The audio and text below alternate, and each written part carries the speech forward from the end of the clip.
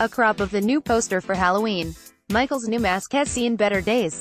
Photo, UniversalUniversal and Blumhouse have yet to release a trailer for their new take on John Carpenter's Halloween to the masses, but they showed one to a select few at CinemaCon. And it was incredibly scary, even for a trailer. Want to know what thrills and chills to expect? We've got a full description. The trailer starts with a woman checking sound. 1, 2, 3, testing. She and another man are making a documentary about a murderer, as tends to be a thing these days. It's about a man who escaped from a mental institution 40 years ago, killed several people, and was shot by his doctor.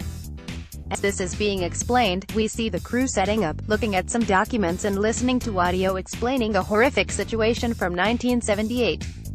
There are drawings of Dr. Loomis and more. The filmmakers walk out into a courtyard that looks like a giant red and white checkerboard. All across the area, patients have spread into their own little areas, and the crew walks up to one in particular. "Hello Michael," the man says, "I have something you might like to see." He goes into his bag and pulls out something. First, we see hair, then, white.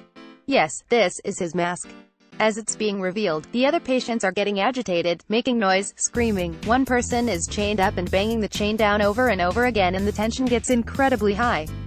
Cut to Haddonfield, Illinois. Kids are walking on the streets very much like the original movie, and we realize one of these is the granddaughter of Laurie Strode, the girl who Michael Myers terrorized 40 years ago.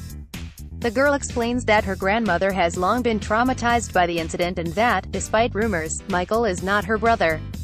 Which is a nod to the fact this movie ignores every other Halloween movie besides the first one. Enter Laurie Strode 2018, played once again by Jamie Lee Curtis. She looks very rustic, think Carhartt jacket and a flannel shirt. Apparently, she's spent the last 40 years preparing in case Michael ever returned. She's trained, she has guns, her house apparently has secret passages and booby traps. She tells someone that she prays every night that Michael Myers would escape, and they ask why. "So I can kill him," she says. We cut to her in the woods blowing away a dummy for target practice. Next, Laurie learns that a bus from the mental institution crashed and that Michael has escaped. The trailer then shifts to a bathroom where a girl is sitting in a toilet stall. A pair of boots enters the room.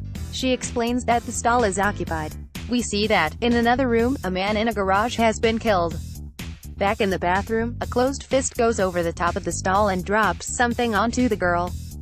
It's teeth. She screams. Cut to Myers finding the mask and putting it back on. Then the John Carpenter score kicks in.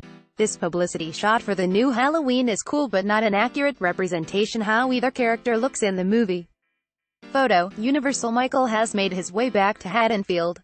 Laurie says she's going to protect her family, and we see that it's Halloween and the streets are packed with kids.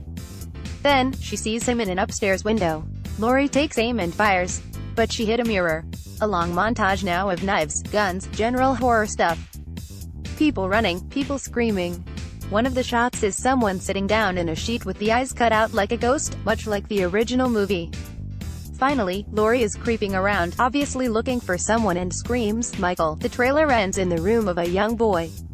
He asks his babysitter to close the closet door. She tries, but it won't close.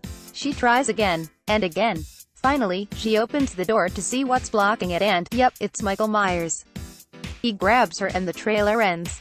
What we gleaned from the trailer, as well as the presentation itself, is that this Halloween is going to be really scary.